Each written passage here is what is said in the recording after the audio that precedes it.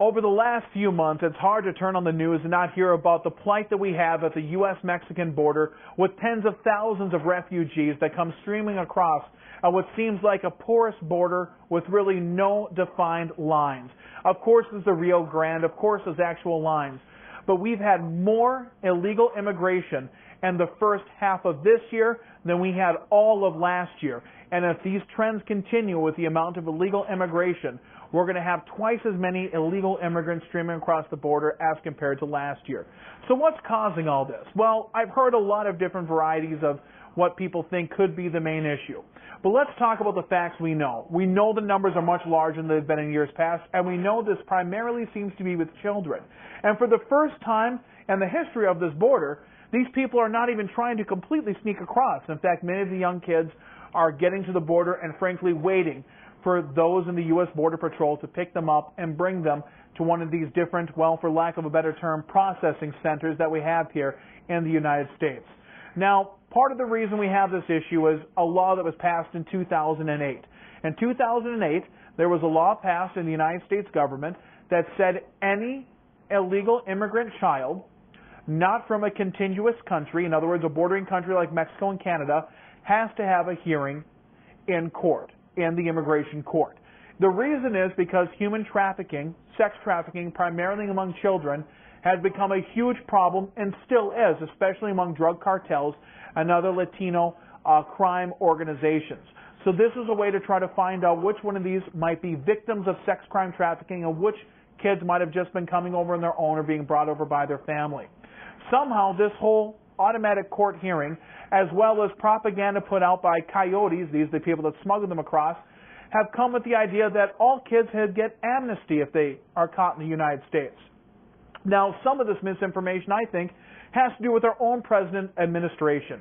Back in 2012, when President Barack Obama was fighting with Mitt Romney for re-election, I thought the president had a very interesting strategy to try to win re-election. Divide and conquer, I called it. You promise each different special interest group something, whether it was the fictitious war on women or whether it was trying to get voters' rights for the elderly or anything like that. And you divide them up, you divide each group amongst itself and promise them each something and get all their votes. For the Latino community, President Obama promised that he would not export or expel anybody from the United States, or deport, that's the actual term I'm looking for, deport anybody from the United States that did not have a felony conviction. The floodgates began to open up from then, knowing that if I come to this country and the only law that I break is actually entering the country illegally, they hate the term illegal aliens, I don't know why, it defines exactly what's going on, but besides that simple law, breaking that law of coming to the country illegally, if I don't do anything else, I don't have to fear about being sent home. This has been propagated all the way down through propaganda down to places like Guatemala, Honduras, and other Central American countries, which is where we're seeing the majority of the migration. Not Mexicans coming across the border, but people from those other Latino American countries.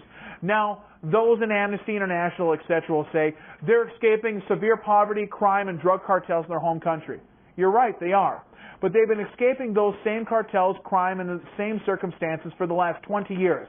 Nothing has changed in the last 2 or 3 years that makes it any worse than it was 5, 10 years ago. The only thing that's changed is the person in the White House and their promise of inaction along the border. And that's exactly what we have, inaction along the border, and it's prompting states to take their own action. Where do we go from here? I don't know. But immigration is broken in this country. There is no border effectively in the United States today. So how do we deal with this? It's up to our legislators. But at this point, isn't the trauma obvious that we can't just keep kicking it down the road? We've got to do something sooner than later. But will there be any will in Washington to do something? I don't know. We'll have to see. I can't think of anything positive they've done in 2 or 3 years.